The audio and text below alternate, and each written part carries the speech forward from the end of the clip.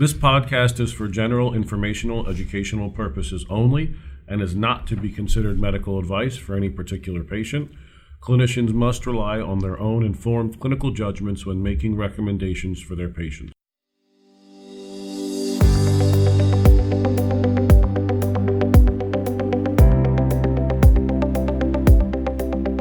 Welcome, everybody, to another episode of PHM from Pittsburgh. I am your host, Dr. Tony Tarchichi. Just to remind you, we're coming to you from UPMC Children's Hospital of Pittsburgh, and I'm in the Paul C. Gaffney Division of Pediatric Hospital Medicine. We've been doing this now since October of 2016. Just for those of you who are new, welcome. For those of you who aren't new, welcome back.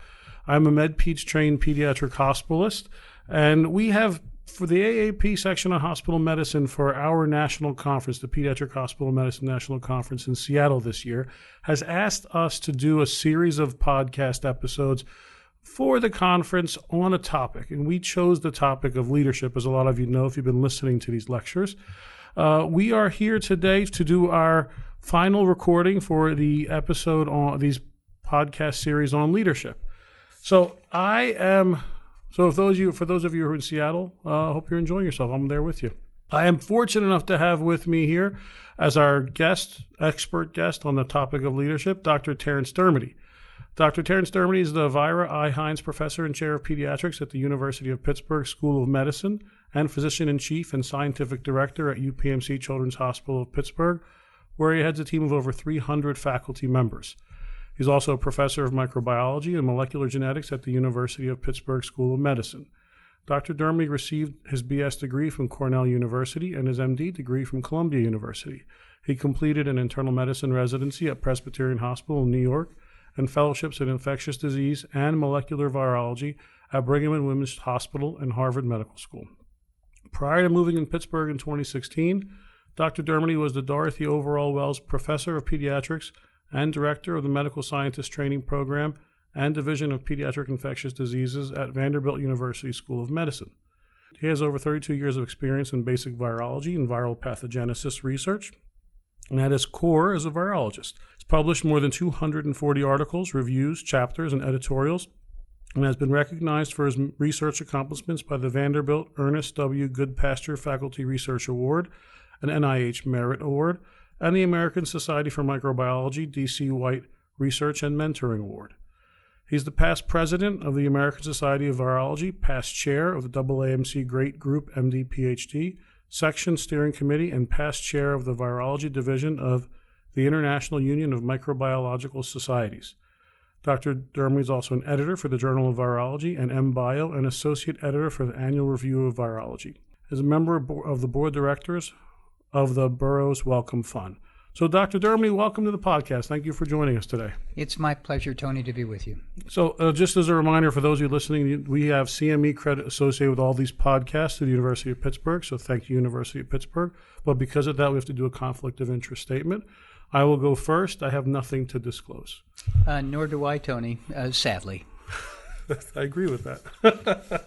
So, let's start. So, now, I have to be honest with you on this one. In researching this topic of leadership, I didn't know very much about it to begin with. It's a broad topic. And so I've watched thousands of TED Talks, videos, lectures at business schools, read countless books, and our journal articles. And almost all of them start in a similar way. They start by saying, we have a dearth of leadership in our country, and depending upon what I'm listening to or reading, it'll, either in business or in politics or in medicine or in whatever.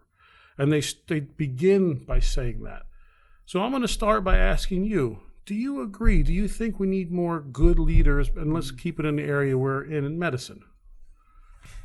I think we do, and I think that the responsibility to recruit leaders is really ours. Recruit and to train them.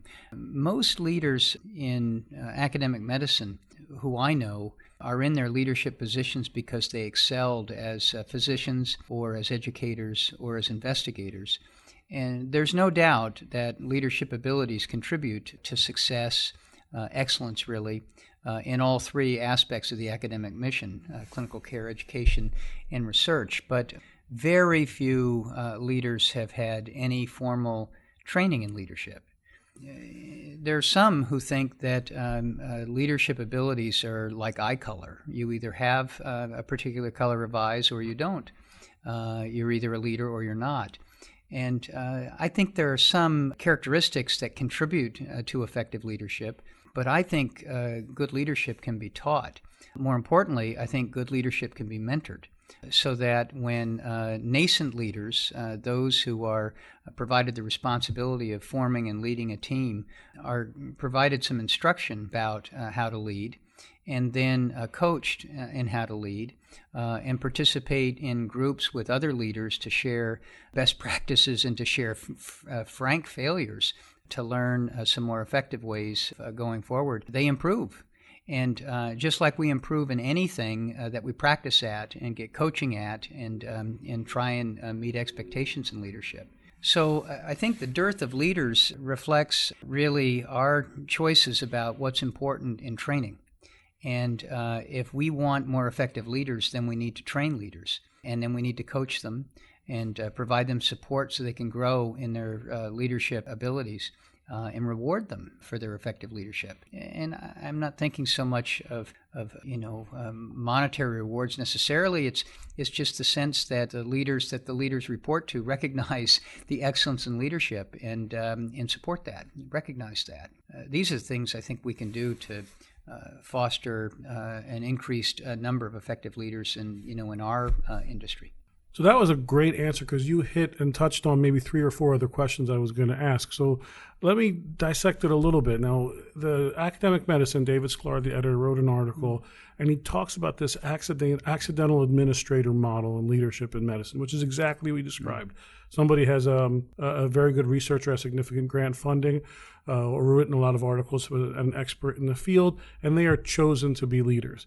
And it makes sense. If you're in a factory or if you're in a corporation and you're in the finance department and you're very, very good at that, then you would be tapped to be the person to help other people and lead them.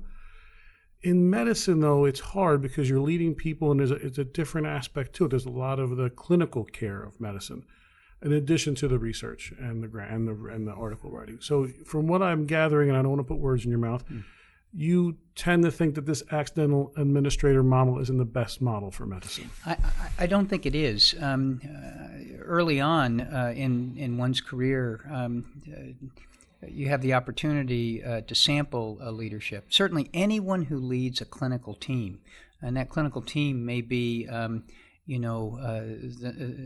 inpatient service, the nurses who are caring for the patients that you're caring for. It might be some trainees, but certainly it's going to be a family and a patient are going to form your team. And you get a sense in doing this work whether it's fulfilling, whether you like that kind of thing. And I think when there's an appreciation that to form and lead a team is a fulfilling exercise, that's a point where I think we need to develop training programs to provide some expertise, true expertise in how to lead. If I can tell you just a small example of this. I led, as you mentioned, the MD PhD program, the Medical Scientist Training Program at Vanderbilt for 13 years. And our mission, which is a mission I think shared by virtually all medical scientist training programs, MD PhD programs, is to train leaders in biomedical research and human medicine who seek to use their talents to improve human health through discovery. Physician scientist leaders. And let me just take a step back further and answer or try to answer a question about why to lead. Why would a person do that in the first place? Why would we want to train such people? I don't know that a rationale to train leaders is to put somebody at the front of a pack to bark orders. That doesn't make sense to me. The problems that we're trying to solve collectively in human medicine, whether they're care problems or training problems or science problems, are hard. They're challenging problems that require often more than a few people even to make any progress at all, often require tens or hundreds of people to make progress. Leadership, in my view, is the opportunity to recruit others others who share your passion, to form a team, to effect a constructive change. And that's why to lead, to bring others together to solve a difficult problem that you wouldn't be able to solve yourself. Again, this is a skill that I think can be learned if the proper trainers are involved and the time is provided and the environment provided to facilitate this training. Well, this single message soundbite of our medical scientist training program at Vanderbilt to train leaders in biomedical research and human medicine prompted us really early in my tenure as director to question how we train the leaders. And when we analyzed this, we concluded that our training consisted of recruiting students who had either leadership potential or leadership aptitude. Perhaps they led something as a college student or in a gap year before medical school. And we exposed them to faculty members and others who we thought were effective leaders. And some truly were, and some might not have been as effective as we thought. And we didn't think that this completely passive approach was sufficient. So in partnership with faculty in the business school and the education school at Vanderbilt, we developed a leadership workshop initially for junior MD PhD students, those transitioning from medical school into graduate school. And then several years later, we developed another leadership workshop that was focused on more senior students. These were students who were getting ready to apply for residencies after completing their PhDs in their clinical year. These were all students who were participating, and clearly they had been leading in some respects, but their big leadership opportunities were in front of them. They were receiving training to help them with skills and abilities that they would apply at a future time.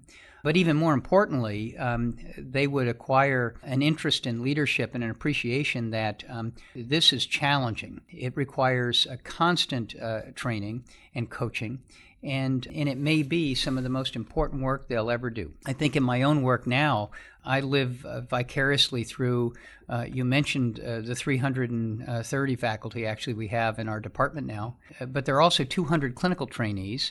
There are about 150 research trainees. And then we have another over 500 clinical, research, administrative staff who enable us to accomplish our goals at UPMC Children's. And my role is to help all of those people be successful. That's my role.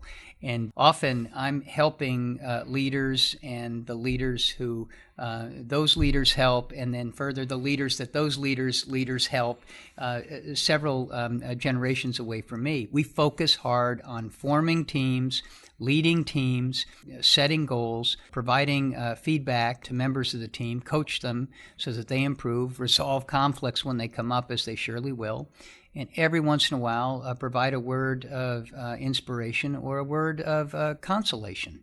That's what leaders do. And I think I'm doing now maybe some of the most important work I'll ever do, and it involves forming and leading teams.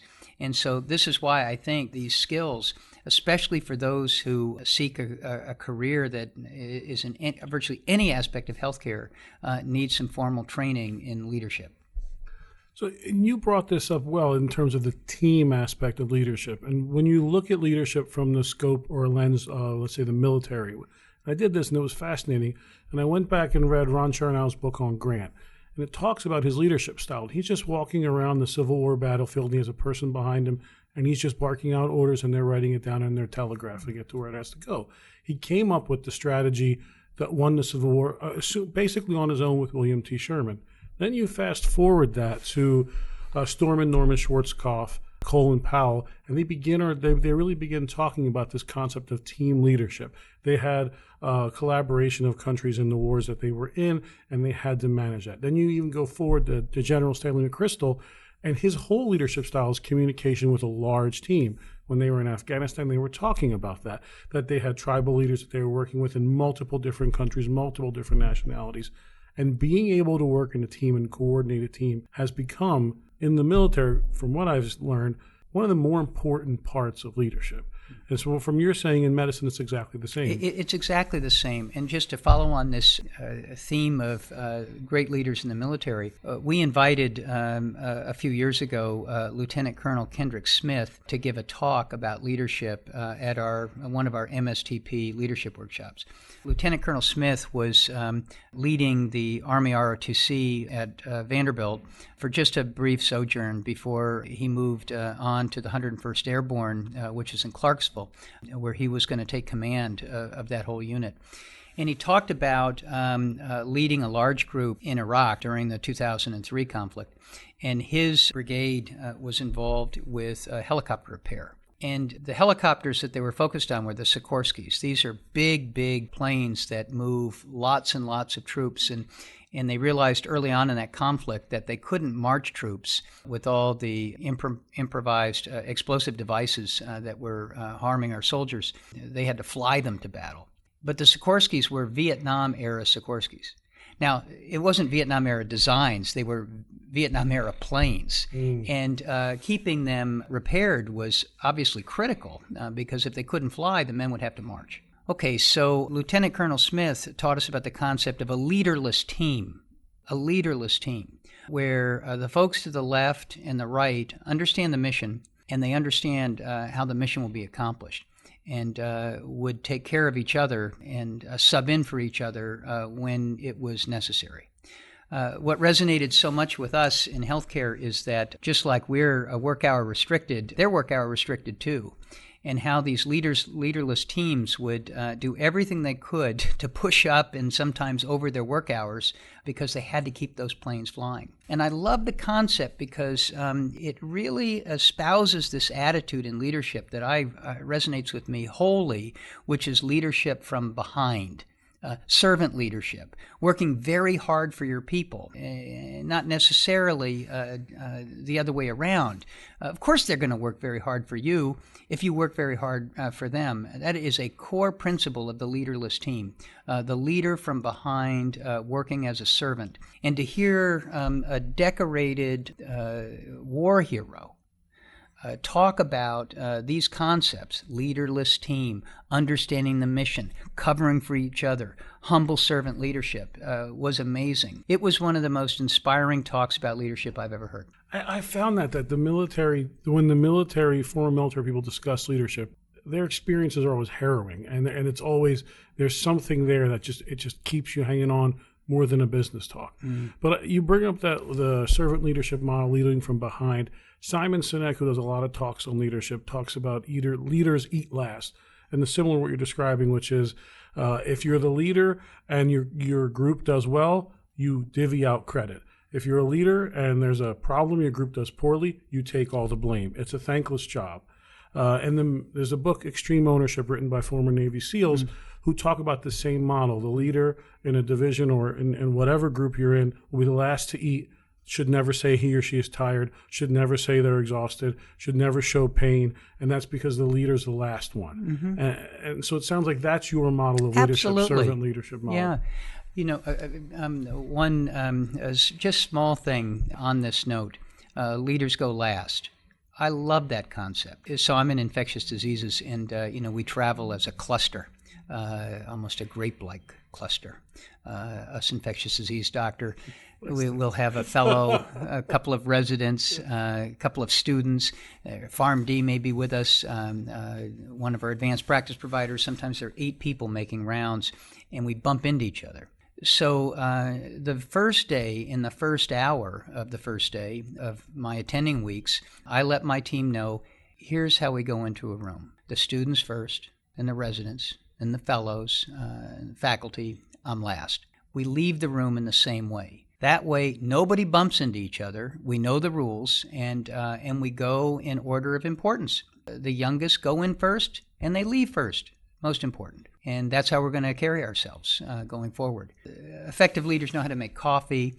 I tell you what really makes this point very clear, disarms my entire team. You walk into a room, and there's an unmistakable smell. And everybody knows that smell, and people don't talk about that smell because it wasn't produced by anything that we would term polite. But it's there, the fragrance of that smell. And it makes it difficult to have a conversation, and it sure makes it difficult to examine that child. So before we move further, the first thing that I say is, I need a diaper. And then I change the damn diaper because I can't go on in that room with that smell. Okay. I just can't. And it completely disarms my team when they look at each other. He just changed the diaper, and he actually knows what he's doing. Well, I assure you that this ID doctor, probably the only procedure I can do and hit it right every single time is a diaper change. But I feel good about that. Now, everything we're talking about hinges on trust. A leader has to build trust. And your story is really interesting to me because you are not from Pittsburgh originally. Mm-hmm. We went through where you went to school, and you came to Pittsburgh as a transplant. Mm-hmm. And you quickly went about building trust. How did you do that? Well, what a good question. So maybe let me back up and just tell you, I was at Vanderbilt for almost 26 years. And my wife Margot and I loved our time in Nashville. Our boys were born in Boston, but when we moved, they were just 1 and 3. So they really grew up in Nashville, identify as Nashvillians. My time at Vanderbilt was incredibly formative. I trained in internal medicine and adult infectious disease, did a couple of rotations at Boston Children's Hospital. I moonlit a lot in Boston, took care of a lot of children in my moonlighting. But my recruitment to Vanderbilt was to do science, not to be a clinician. And the recruitment was to a pediatric ID division, not an adult ID division. And I love my colleagues, and I started to do about half of my clinical time in pediatrics my first year. And about my 5th or 6th year, I stopped taking care of adult patients just to focus on pediatrics. I had a lot to learn and just grew to enjoy it. So in addition to the MD PhD program, I had the opportunity to lead the pediatric ID division and was very fulfilled doing that work. And I have to say, toward the end of my time at Vanderbilt, there are a couple of things that I was thinking hard about. I enjoyed bringing people together who didn't necessarily know each other well, who I thought if they could exchange some ideas around those aspects of their work that they had passion for, that maybe they could do something that was, maybe more impactful than either could do on their own. In other words, to build synergy, to be a catalyst. And I did that a lot in my work, leading that division and leading that MD PhD program, both. I really enjoyed synergy building. The other thing I started to think more and more about is I was very focused on, our lab and our research and the folks who were training with me. I would often refer to all of those things as, in the first person singular, my students, my research, etc. Similar with the MD PhD program and similar with the division, my ID division. It was not mine. I just simply led it, stood back and cheered on these magnificent colleagues of mine. But I wanted to do something where my contribution was to an endeavor much bigger than me. And that's what led me to start thinking about leadership positions in pediatrics more broadly. And then, in interest of full transparency, Margot and I were starting to look at a big odometer turning birthday. And we thought, well, if we're going to make a move, this is probably the time to do it because the shelf life will start to decline after that big odometer turning birthday, and you might not have as many opportunities. And that was right around the context when Pittsburgh called. And I had traveled through the airport in Pittsburgh, never visited the city. My first visit was in September of 2015, and I was so impressed. I was so impressed, most importantly, with the people who I met. But the city is magnificent. The facilities are amazing.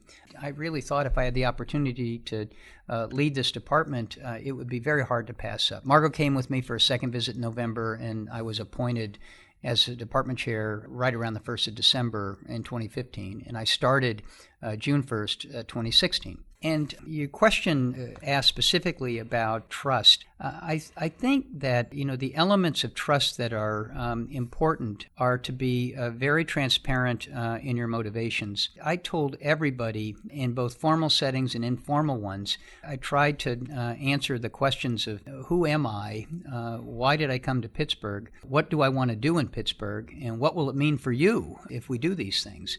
I answered these questions formally in a grand rounds my second month here, and then in small meetings with every division and even smaller meetings with individual faculty members, I talked about these things. I tried to answer every question that came, and if I didn't know the answer, I'd try and find it, and if the question was not answerable, I would at least share it with those who asked me that this would be a challenging question for any of us to answer, and we'll just try and tackle it together with time. And trust takes time, I think, Tony, to build.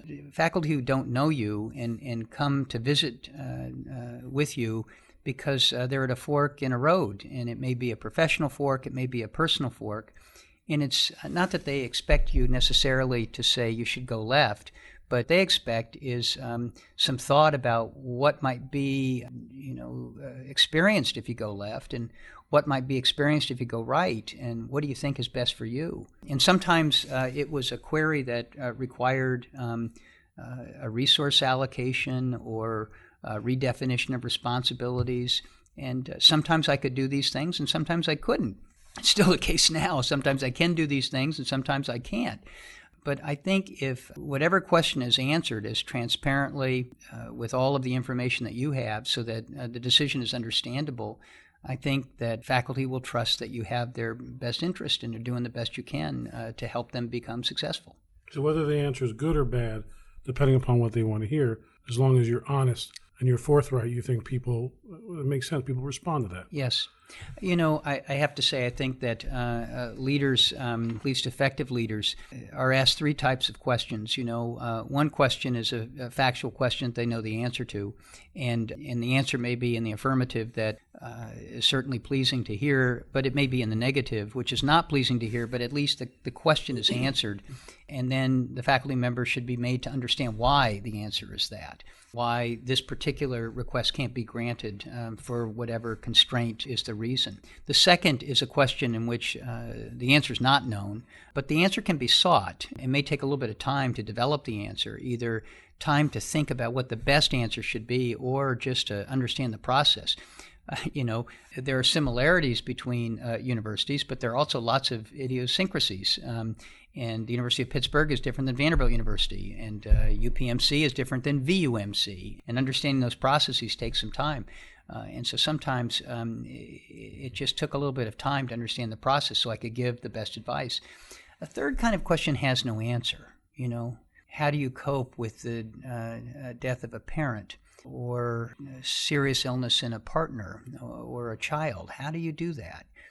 And I don't have answers to those questions, but at least in talking about it, I think that sometimes the load can be lightened a little bit, maybe just a little, just by listening. And so, but those are the kinds of things I think that all lead to the faculty having the sense that, it's not just the faculty, the people who you work with, think that they can trust you to keep their best interests in front as they move forward with the next steps in their career. So now, speaking of leading faculty, one of the things, Simon Sinek talks about this a lot in terms of big organizations, and hospitals now are big organizations. Mm-hmm. They will tell you what they do. So I make computers or I make whatever, and they can tell you how they do it. We use the best technology to make the computers. But that's not usually enough for consumers. What really gets people is the why. Why am I doing X, Y, or Z? If it's computers, I'm looking to, like Apple is always the example, challenge the norm, be innovative, and help technology help you educate and take care of patients and everything. And that's why people, theoretically, flock to them. The why for a hospital seems pretty straightforward. Almost anyone that takes care of patients anywhere in the world will say, I want to help people. But how do you get a large organization like a department of pediatrics to follow one why message, and how specific do you have to make it? Why are we going to, why are we different? Why are we in the top 10 U.S. News and World Report, that kind of a thing? Boy, are you right with regard to large organizations. UPMC, the company that employs us, Tony, also employs 87,000 other people. We own 42 hospitals, about 600 outpatient practices. We're the largest employer in the state of Pennsylvania. The insurance part of our business, the UPMC Health Plan, insures 3.5 million people. It's a big, big company. The pediatric service line, that's our unit, employs 4,500 people. Now that includes the hospital. It includes all the departments that contribute faculty to the hospital. So the Department of Pediatrics is the biggest. It's about 2/3, 3/4 of the faculty. But the remainder come from surgery and anesthesia and orthopedics and radiology, pathology, and so forth. And then all of the children's community practices. This is our multi-practice community pediatrics group. They employ approximately 150 physicians, 30 practices, 40-some sites, 8 urgent cares, big group. The why. I came to Pittsburgh because every single day, 4,500 people get up out of bed and come to work motivated to try and improve the health of kids in our community. That's why I came here. I wanted to join that magnificent team. And whether they make food for us or keep our amazing facilities clean, or repair the doors that stick, or administer respiratory therapy in our intensive care unit, or doing heart transplants in our operating room, 4,500 people every single day with that single-minded drive to improve the health of kids in our community. That's why we do what we do. Now, we all make our contributions in different ways. There are people in our research building who are trying to figure out how the heart develops so that they can enhance muscle strength and conditions of heart failure. There are people who are now developing new strategies to get asthma controllers to the kids who need them the most in impoverished neighborhoods where our reach has not been sufficient. And virtually everything in between. And you hear them talk, and it's just inspiring, no matter what type of work they're doing, because it all starts off with a single-minded drive to improve the health of kids in our community. And we're very fortunate in Pittsburgh, and very fortunate to be at UPMC Children's, because our obligations are not just to the children in our community, but our obligations are to children we're never going to meet. And we meet those obligations through our academic mission, teaching, training, and discovery. We train Pittsburgh pediatricians here, and many of those Pittsburgh pediatricians will stay in Pittsburgh and practice here, joining us as subspecialists, as scientists, as community pediatricians. But others will move far from Pennsylvania to take care of children just like we taught them to, because they're Pittsburgh pediatricians. We're caring for those children through our trainees. It's how we meet our obligation. And then some of the lights out research we do truly provides hope for kids who don't have hope now. And the new therapeutics that we develop in the research that we do, and the new strategies to deliver therapeutics that we know work well now, we just can't get them to the kids who need them the most. We export through our publications, and we let other people know what we're doing. And that message then permeates across and leads to improvements of health in kids that we'll never meet, but we're actually helping to care for them. And that's an obligation that we have because we're here at UPMC Children's, part of the University of Pittsburgh, part of UPMC, with these amazing resources and these world-class faculty and resident students, fellows, et cetera, to do all of this work. And so we should have these obligations, and we should rise to the challenge and meet them. So one of the things you said earlier, which I completely agree with, is, and when you read John Maxwell's books and any book or talk by anyone in the military, is leaders will make mistakes. As a leader, you must expect to make mistakes, and the key is recognizing it's a mistake, learning from it, talking about it. And in fact, in one of the books, Extreme Ownership, they really discuss how a leader steps up in front, own and admits the mistakes for the entire team. We don't really talk about that as much in terms of leadership in medicine that I've found, but do you, from earlier in your career, maybe one of your first leadership positions, do you remember a mistake you made that taught you something? Oh, Tony. First of all, my wife, Margot, who is a saint of a woman, we've been married for 37 years.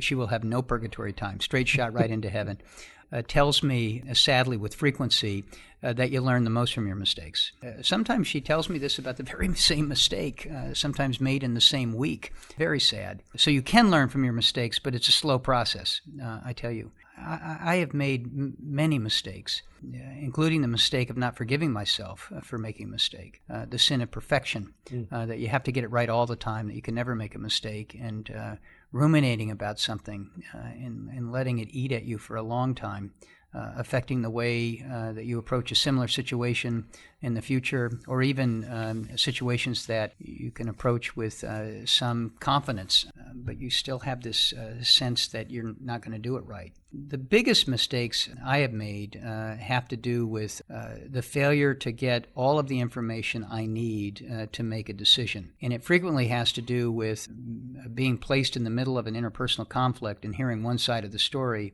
and reacting without hearing the other side of the story. Or making a plan in which I don't know all of the processes downstream from this plan, so I can accurately project the possibilities if something untoward should happen in the middle of such a plan, which would make the plan not a very effective one. Failure to truly understand the situation, see it from all sides before developing a way forward is an aspect of leadership I've been working on for my whole life. Part of it is just the immediacy. So much comes at you. I hear this as an analogy, and I think it's somewhat apt. When you're a division director, it's like playing football at the college level. There are a lot of good people who are playing, obviously, but you've got some good guys. They've got some good guys. You can game plan yours and game plan theirs, and usually do pretty well. But taking on a leadership role in leading a large department, it's like playing football on Sunday. Everybody's good, and they come at you fast. And so the ball has to come out very fast, or it's really going to hurt when you're flat on your back. And so the immediacy of having to move through decisions sometimes requires that you make a decision without knowing all of the information. In virtually every case I've done that has not been good. That has not been good.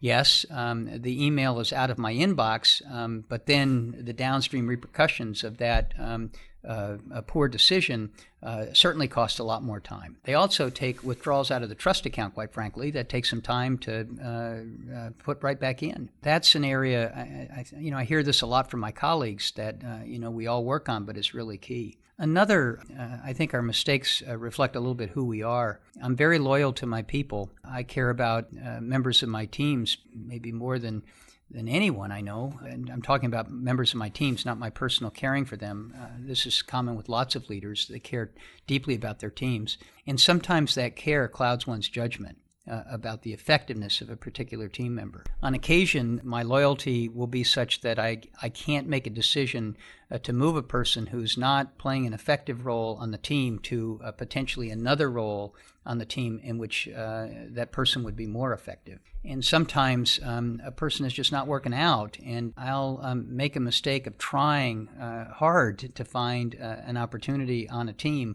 for that person to work out, and all the while it would be better to find a completely different opportunity for that individual and replace that individual with somebody who could be more effective. I wish I did that better than I do, but recognizing that I might have blinders when it comes to assessment of members of my team it helps me a bit, because then I can ask for some objective third-party evaluation of an individual's performance to just calibrate my yardstick, and am I way off? And if I am, well, then we have to make some changes.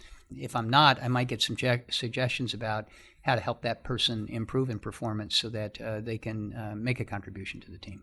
Now, theoretically, the people that are going to be listening to us are primarily hospitalists, and hospital medicine is a young field. And we were just October of 2016, the date of our first podcast episode became a subspecialty. For young hospitalists listening, whether they're residents who are going to go into it or fellows who are in fellowship training program or young faculty, what advice would you give to someone who is interested in leadership, wants to have a leadership position? What would you tell them? I think the first thing is to examine deeply why you want to lead.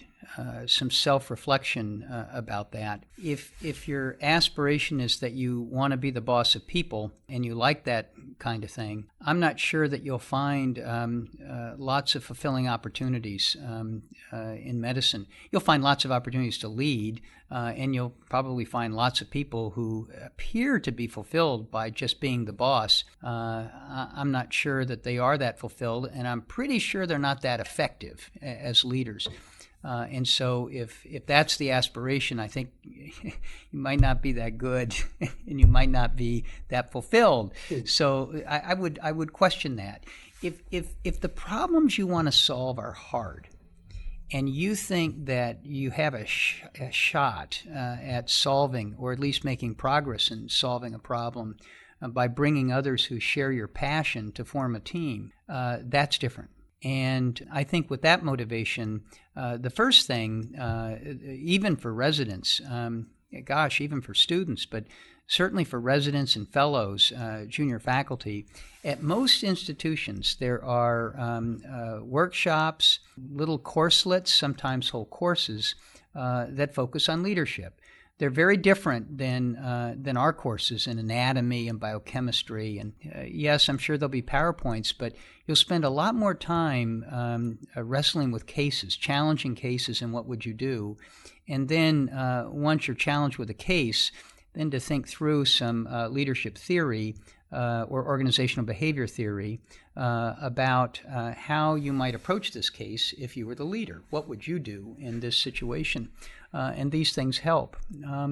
I think the second thing would be it's good to study some subject, but if you really want to be good at it, you need some practice.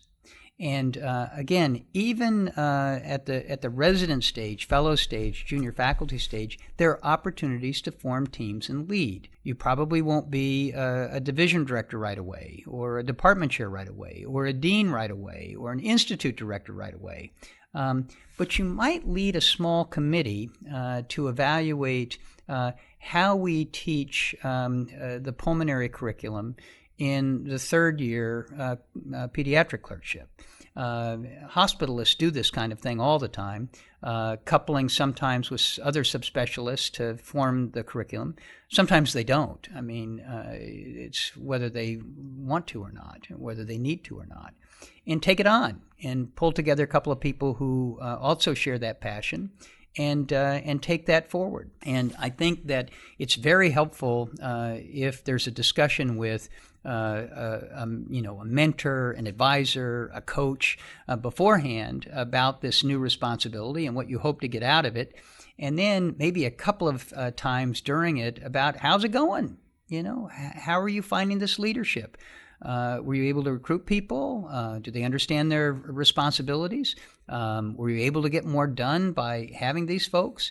Was there conflict? Could you have anticipated the conflict? When it came, how did you resolve it? These are all really useful. Many institutions pull together groups of like-minded people, those who have careers that are very clinically focused, those who have careers that have an educational bent, others who are focused on patient-oriented or outcomes-type research, others who are doing laboratory-based research, and pull them together to form small support groups. Those are the great opportunities to talk about how your teams are going and to get some input around best practices and also worst practices.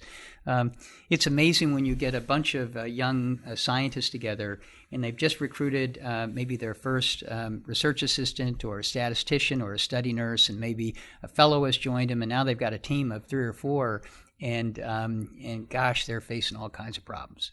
And the problems often have to do with a failure to articulate accurately expectations, and this goes on for a long time. So when an evaluation comes, the person being evaluated didn't even know what the expectations were when they're being evaluated, and that stimulates a lot of discussion about how you onboard people and how you provide expectations, and what are the midpoint evals you do before you want to do something formal. And when these bubble up organically and there are people who are also experiencing sort of the same interactions with others, it's helpful. And so all of these kinds of things, I think, can help in leadership. So for people who are either in leadership positions or want to be in leadership positions, one of the topics in the leadership literature that comes up a lot is this idea of self-leadership. So self-awareness, self-reflection, self-regulation, emotional intelligence. And they discuss, to be an effective leader, you need to have these self-leadership things in check. It seems like a tall order. I mean, it's asking you to be a very good person is really what it's having you do. Do you agree with this? In order to be an effective leader, you should have these qualities. Okay, let me come at this, Tony, a little bit. Early on in our leadership training experiences, we realized that some self-reflection would be very helpful. And our self-reflection instrument that we settled on was the Myers-Briggs type indicator. I'm not a social psychologist. I know a little bit about the psychology of Carl Jung that is the basis for the Myers-Briggs. I've used it in my own leadership training. For your listeners, I'm an INFJ. They might be interested now, after listening to me for a while, my MBTI profile. But it provides a pause point to reflect on your strengths and your opportunities, and also, importantly, to realize that truly there are 16 forms of perfection. There are 16 Myers-Briggs type indicator profiles, and they're all perfect for the individuals who have them. I think it's important, first of all, before I go on, there are effective leaders who are in every single one of those MBTI profiles. So right away, the classic leadership profile is the ENTJ. That's the field marshal. We are going to take this hill, great women and men, and you will follow me into battle. That's the field marshal, the ENTJ.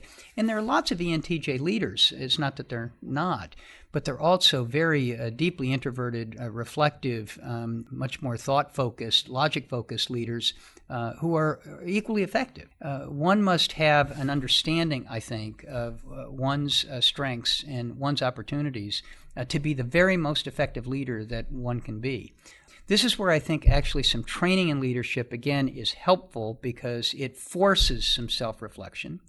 And if you have access to coaching, and I'm not talking about necessarily professional coaching, although it's fantastic if you can afford it and it's available to you, but coaching from those who you think are effective leaders, who may be, your fellowship director, division director, department chair, vice chairs in your department, others who are effective leaders, who can coach you in your own leadership.